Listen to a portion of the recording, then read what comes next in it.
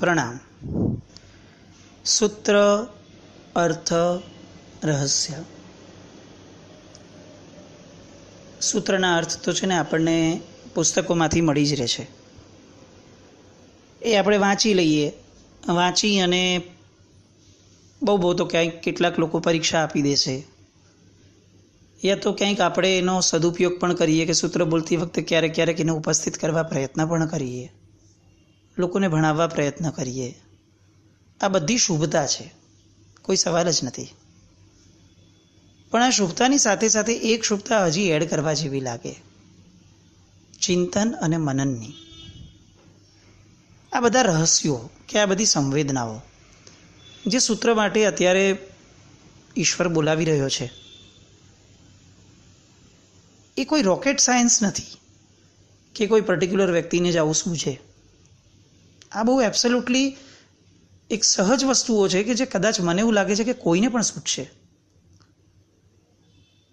જે વ્યક્તિએ જીવનમાં કોઈને પ્રેમ જ નથી કર્યો ને, એ વ્યક્તિને એમ જ લાગે કે કોઈ માણસ બીજા વ્યક્તિ માટે આટલું બધું જતું કેવી રીતે કરી શકે. પણ જ્યારે એ જ વ્યક્તિ કોઈને પ્રેમ કરતો થાય તો એ પોતાની જાત જતી કરી દે અને છતાં પણ એને ઓછી લાગે. કારણ કે કેટલીક વસ્તુઓ અનુભવે જ સમજાય. સૂત્રો એ આપણા શબ્દનો વ્યવહાર બન્યો છે, બહુ તો બુદ્ધિનો વ્યવહાર બન્યો છે. એટલે આપણને એવું લાગે કે કદાચ આવા બધા રહસ્યો અમને તો ખબર જ નથી. પણ જો એ આપણા અનુભવનો, એ આપણી લાગણીઓનો અને આપણા પ્રેમનો જો વ્યવહાર બને, એનું સાધન બને, તો હું માનું છું કે આનાથી તો કંઈ કેટલી સરસ મજાની સ્ફૂર્ણાઓ આ સૂત્ર દ્વારા આપણને મળે. બેસિકલી સૂત્રો જ આપણને બધું કહે છે. પૂજ્ય યશો વિજયસુરી મહારાજ સાહેબ, એમને આવી રીતે પ્રશ્ન થયો તો સહજ એમની પાસે કે સાહેબ, નમુત્થોણમ સૂત્ર બોલતા હોય તો એટલા ઉત્તમ અર્થો છે નમુત્થોણમના, કે નમુત્થોણમના અર્થમાં ધ્યાન આપવું કે પ્રભુ પ્રત્યે ધ્યાન આપવું, એમાં કન્ફ્યુઝન થાય છે સાહેબ. તો એવા સમયે સાહેબ અમારે શું કરવું જોઈએ? આવું આપણે તો પૂછી જ નહીં શકીએ, કારણ કે આપણું તો અર્થમાં ધ્યાન જ નથી હોતું. ઇનફેક્ટ પ્રભુમાં પણ ધ્યાન હોય છે કે નહીં, એ બહુ મોટો પ્રશ્ન છે. પણ આ યોગ્ય જીવોએ ઉત્તમ મહાત્મા પાસે આવો એક પ્રશ્ન કર્યો અને સાહેબે બહુ સરસ જવાબ આપ્યો હતો કે તારે બીજા કયા ભગવાનને પૂજવાના છે? તારું નમુત્થોણમ એ જ તો તારા ભગવાન છે. એ સમયે તો બીજા કયા ભગવાનને જોવામાં તું તલ્લીન બનવાની વાત કરે છે? તારું સૂત્ર એ જ તારો ભગવાન, તારી ક્રિયા એ જ તારો ભગવાન. ભગવાન સમક્ષ ક્રિયા કરવાની છે એ વાત વ્યવહાર નહીંની, પણ સ્વયં ક્રિયા એ જ ભગવાન છે એ નિશ્ચય નહીં. અને આ વ્યવહાર અને નિશ્ચયના સમન્વય વગર મોક્ષ ક્યાંથી આવશે? ક્રિયા જ ભગવાન લાગે, સૂત્ર જ ભગવાન લાગે, પછી કેટલી લાગણીઓ જન્મે. બસ આ કાર્ય આપણે કરવું છે. આપણે બધા સૂત્રો નહીં લઈ શકીએ. ગઈકાલે પણ એક બહુ સરસ ભાવનાપૂર્વક સજેશન આવ્યું હતું કે આપણે મોટા સૂત્રો જે પર્યુષણામાં બોલવાના છે એના વિશે લઈએ. બહુ યોગ્ય વસ્તુ છે અને લાગે કે કરવા જેવું છે, કારણ કે મેજોરિટી વર્ગ ફક્ત પર્યુષણની અંદર જ પ્રતિક્રમણ આદિમાં જોડાય છે. તો એને એ સમયે આવી જાણકારી મળે તો એ સારું છે. પણ મારું માનવું એવું છે કે જે સુજ્ઞ વ્યક્તિઓ છે એ લોકોએ જેમ ભણવા માટે અથાગ પ્રયત્ન કર્યો છે અને આટલા બધા સરસ મજાના સૂત્રો મોઢે કર્યા છે, એ લોકો ચિંતન મનનનો પ્રયાસ કેમ નથી કરતા? જો એ થઈ જાય તો એ જ્યારે સૂત્રો બોલશે ત્યારે એ જ કેટલા બધા જીવોને પોતાના જ આલંબને કેટલું બધું જણાવી શકશે. અને કોઈને જણાવવા માટે ભણવાની કે અનુભવવાની વાત નથી. જાત સંવેદે અને સંવેદનાપૂર્વકનું સૂત્ર સાંભળીને લોકોને એમ થાય કે આમાં કંઈક છે અને એની જિજ્ઞાસા ઊભી થાય અને જિજ્ઞાસા સંતોષવા એને કંઈક કહેવાય. એને પ્રેરણા આપવા કાંઈ કહેવાય એવું નહીં. આવું થાય તો એ સહજ છે. આપણે ઈર્યાવય સૂત્ર તરફ વળવાનું છે. ઈચ્છકાર સૂત્ર આપણે જોયું, જેમાં પ્રશ્ન ચિહ્ન પર અટકવાનો આગ્રહ બહુ જ રાખવા જેવો છે અને પ્રશ્નના જવાબો લઈને પછીથી બીજા પ્રશ્ન તરફ કે બીજા વાક્ય તરફ આગળ વધવું જોઈએ, એ પણ ખાસ લક્ષમાં લેવું જોઈએ. હવે આવે છે 5મું ઈર્યાવયમ સૂત્ર. આપણે બધાને ઈર્યાવયમ સૂત્ર આવે એટલે તરત જ અયમુત્તા મુનિવર યાદ આવે. ઈર્યાવય કરતાં કરતાં કેવળ જ્ઞાન થઈ ગયું. આ શબ્દ આપણે જેટલો બોલીએ છીએ એમાં જરાક હજી એડ કરવા જેવું મને લાગે છે. કારણ કે નાનપણમાં આ શબ્દ જ્યારે સાંભળ્યો હતો ત્યારે એવો પ્રશ્ન થતો હતો કે ઈર્યાવય બોલતાં બોલતાં કેવળ જ્ઞાન થતું હોય તો ઈર્યાવય તો હું બોલું છું, મને તો મતિ જ્ઞાન નથી થતું, કેવળ જ્ઞાનની ક્યાં વાતો કરો છો? અને આ ઈર્યાવય બોલવાની સાથે કંઈક એમણે કર્યું હશે કે જેના કારણે કેવળ જ્ઞાન થયું હશે. તો એની વાત કરો ને, કે એણે એ શું કર્યું હતું એમણે, અને એના ઉપર લક્ષ્ય આપીએ. બિકોઝ અગર ઈર્યાવયને જ પકડીને નક્કી કરતા રહેશું કે આના કારણે કેવળ જ્ઞાન થયું છે, તો જિંદગી આખી આપણે ઈર્યાવય બોલશું અને છતાંય કાંઈ ફરક નહીં પડે. કારણ કે એકચ્યુઅલી ઈર્યાવય બોલવાથી કેવળ જ્ઞાન થયું છે એમ ન કહી શકાય. ઈર્યાવય બોલતા બોલતા ઈર્યાવયને આત્મસાત કરી અને પછીથી ઈર્યાવય છૂટી ગયું અને આત્મા પકડાઈ ગયો, પછી કેવળ જ્ઞાન થયું હતું. એટલે સમજણથી તો લઈએ કે સૂત્રો એ આત્મસાત કરવા માટે છે, બોલવા માટે નથી. આવું આ ઈર્યાવય સૂત્ર. ઈચ્છા કારણ સંધિસહ ભગવન ઈર્યાવહ્યમ પડિક્કમામી. પ્રશ્ન પૂછાય છે, હે ભગવંત, હે પૂજ્ય, આપની ઈચ્છાએ કરી અને મને આજ્ઞા આપો. ઈચ્છા કારેણ સંધિસહ ભગવન. એટલે તમારી ઈચ્છા ન હોય સાહેબ તો મારે નથી કરવું આ, પણ જુઓ મારી ઈચ્છા થઈ છે એટલે તમે આજ્ઞા આપો એવી વાત નથી.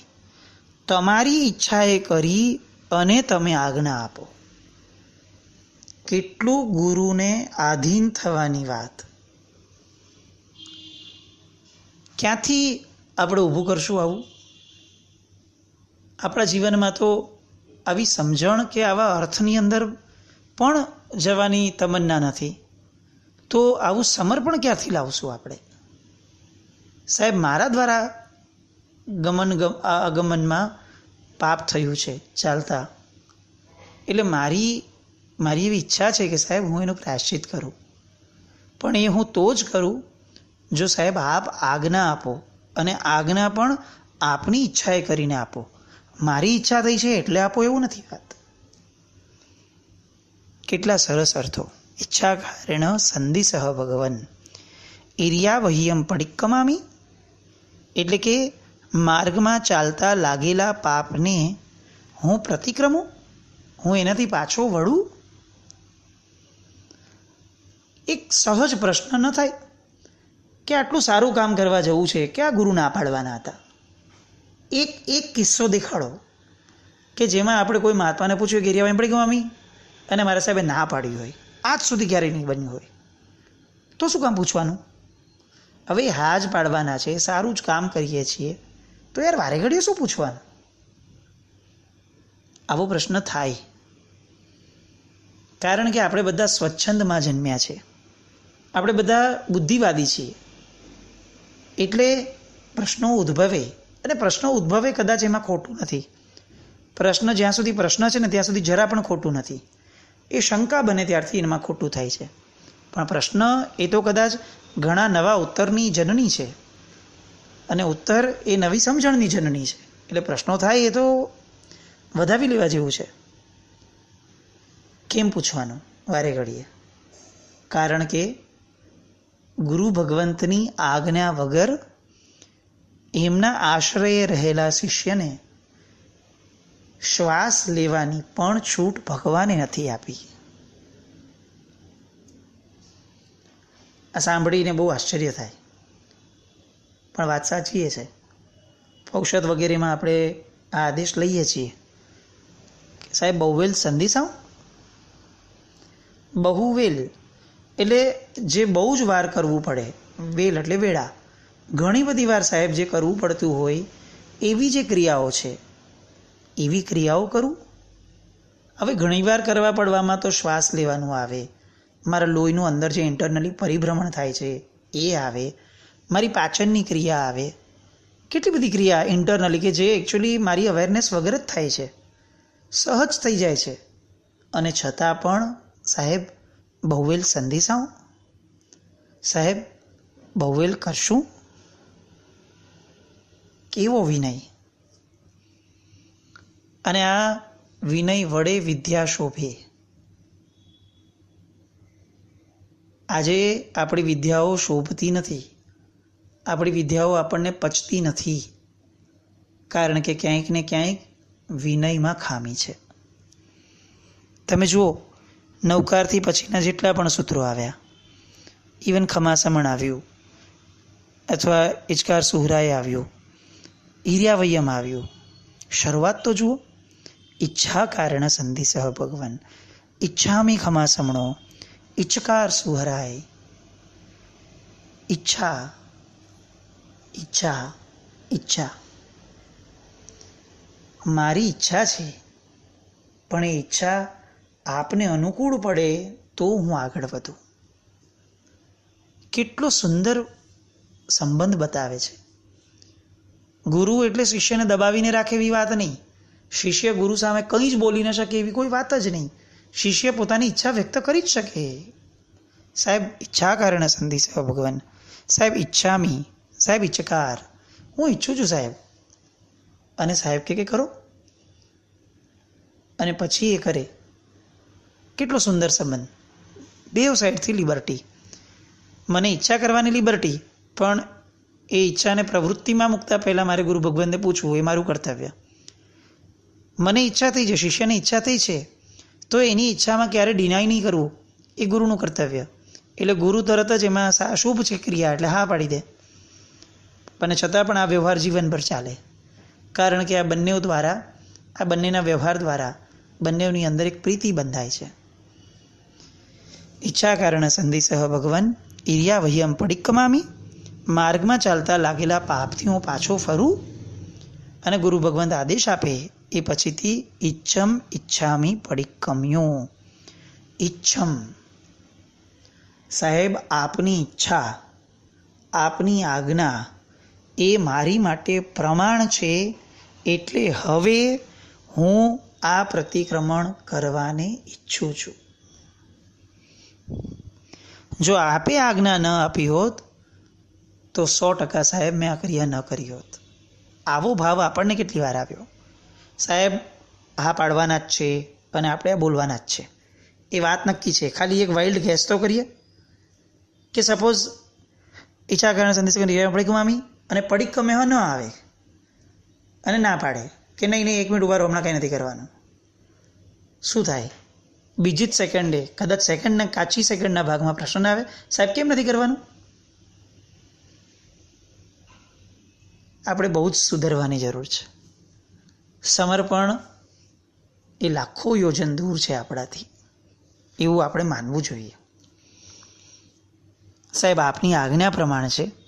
ઈચ્છમ ઈચ્છામી પડિક્કમ્યો, એટલે હવે હું આ પડિક્કમવાને ઈચ્છું છું. અને પછી તરત જ ગુરુની આજ્ઞા મળી ગઈ છે, એટલે હવે એ શિષ્યનું ફોકસ જે છે એ ગુરુ તરફથી ખસી અને હવે પોતે ફ્લેશબેકમાં જાય છે કે હું જે હમણાં ક્રિયા કરીને આવ્યો, ચાલીને આવ્યો, એ ક્રિયાની અંદર મારા દ્વારા ક્યાં ક્યાં કોઈ જીવ દુભાય એવી શક્યતા ઊભી થઈ હતી. તો એ બધી જ શક્યતાઓને હવે એ રિવાઇઝ કરે છે ફ્લેશબેકમાં જઈને. ઈર્યાવહ્યાએ, વિરાહણાએ, એટલે કે માર્ગમાં ચાલતા જે વિરાધના થઈ છે ગમણા ગમણે, કેવી રીતે ક્યાં ક્યાં થઈ, તો હવે એનું ડિટેલિંગ મૂકે છે કે ગમણા ગમણે, ગમન અને આગમન એટલે કે જતા અને આવતા, એમાં શું થયું હશે? તો કે પાણક કમણે, બિયક કમણે, હરિયક કમણે, એટલે કે પ્રાણીઓને ચાપ્યા હોય બીજ હોય જે સીડ્સ એને મેં ચાંપી દીધા છે હોય, હરિયક કમણે એટલે કે ગ્રીનરી એને મેં ચાંપી દીધી હોય. આ બધી શક્યતાઓ સૂત્રની અંદર છે એટલે બોલવાની છે, એની ના નથી. પણ ફક્ત બોલવાની નથી, આપણને ફ્લેશબેકમાં જવાની આજ્ઞા છે કે આ બધામાં તું ક્યાં ક્યાં હતો પહેલાં એ ચેક કરતો જા, અને જ્યાં તું હતો ત્યાં અટક. તું સપોઝ પાણક કમણેમાં નહોતો, કારણ કે તે કોઈ પ્રાણીને ચાપ્યા જ નથી. તું બી એક કમણેમાં પણ નહોતો, પણ યાર તું હરિયક કમણેમાં હોઈ શકે, ચેક કર. કારણ કે ઘાસ ઉપર પગ મૂકીને ચાલવામાં તો તને ક્યાંય સંકોચ જ નથી થતો. તો હરિયક કમણેમાં તું અટકી કેમ નથી જતો? હરિયક કમણે રિપીટ કરતાં કરતાં કરતાં આંખમાંથી પાણી કેમ નથી જતા કે યસ મારાથી પગ મુકાયો છે, મેં દુભવ્યા છે, લીલી વનસ્પતિઓને કચડી નાખી છે મેં, અને કોઈ પણ જાતના કારણ વગર. એટલે મારી પાસે ઓપ્શન હતો કે હું ત્યાં ન ચાલું, બીજે ચાલું, હું લોન ઉપર ન જાઉં, એમાં શું, પણ હું ગયો. આ હરિયક કમણે બોલતા બોલતા પણ કેટલા બધા લોકોને કેવળ જ્ઞાન થયું હશે. આપણને છેવટે મતિ જ્ઞાન, આ શ્રુત જ્ઞાનની સહાયથી આપણને મતિ જ્ઞાનનો ક્ષયોપશમ તો થવો જ જોઈએ, કે યાદ આવવું જોઈએ કે યસ મારાથી આ પાપ થયું છે. એનાથી હજી આગળ વધે ઓસા, ઉત્તિંગ, પણગ, દગમટ્ટી. એટલે ઓસા એટલે ઝાકળ, ઉત્તિંગ એટલે કીડિયારું, પણગ એટલે શેવાળ. આજે આ ચોમાસાની અંદર આપણે હાઈએસ્ટ આ પણગ નામનો પાપ સેવીએ છીએ. ઘણી બધી વાર આપણી પાસે વિકલ્પ નથી હોતા, એવું બની શકે કે રસ્તામાં જગ્યા જ નથી, બધે જ એટલી બધી લીલ થઈ ગઈ છે કે ક્યાં ચાલવું એ ન સમજાય. પણ એક વસ્તુ એ ચોક્કસ છે કે આપણામાં બહુ ઓછા હશે કે જેણે એ ઉપયોગપૂર્વક જોયું પણ હશે કે એક મિનિટ ઊભો રહે, બીજો કોઈ રસ્તો નીકળે છે જોવાનો, આમ ઉડીને જઈ શકાય એવું છે, કૂદકો મારીને બીજો કોઈ રસ્તો નીકળે છે, હું અહીંયાથી સરકીને વયો જાઉં. ઓકે, છેવટે બધે જ લીલ છે તો હું ઉપયોગ મૂકીને એ ચેક કરું કે ક્યાં સૌથી વધારે ડેન્સ લીલ છે, ત્યાં તો હું પગ ન જ મૂકું. કેવી રીતે ઓછું ચાલી અથવા રસ્તો બદલાવી, કદાચ બહુ તો શું મારે ફરીને જવું પડશે, પણ આવી શક્યતા છે. આ બધું તો જ થશે જો પણગ નામનો પાપ મગજમાં બેઠું હશે. આપણે પોપટ નથી બનવું કે ફક્ત સૂત્ર બોલી લઈએ અને એના ઊંડાણમાં જવાનો, એને સંવેદવાનો, એને અડવાનો પ્રયત્ન પણ ન કરીએ. આ પાપ છે. ભગવાન આવું સૂત્ર મૂકી ગયા અને આપણે એને સ્પર્શવાનો પ્રયત્ન ન કરીએ, અને છતાં પણ મને હિરિયાવયમ આવડે છે આવો મદ પોષીએ. અરે શું આવડે છે? કેટલા ભાંગા, કેટલી ઝેણાનો વિચાર, કેટલું ઊંડાણ. આજે આમ આપણને કલ્પના ન થાય કે ભગવાન કયા કયા જીવ સુધી પહોંચ્યા, અને હું હજી ત્યાંનો ત્યાં જ ફક્ત મારા જ જીવ અને મારા જ પરિવારની અંદર અટકાઈને પડ્યો છું. અને છતાં પણ હું મને જઈને કહું છું, જે જીને આ નાનામાં નાના જીવનો વિચાર કર્યો, એ જીનનો ભક્ત એવો હું, એને જોવા માટે, એને સંવેદવા માટે તૈયાર જ નથી, તો હું જૈન શેનો? આવું જો ન સંવેદાય તો હિરિયાવાઈ કદાચ આપણને પૂરું નહીં થાય.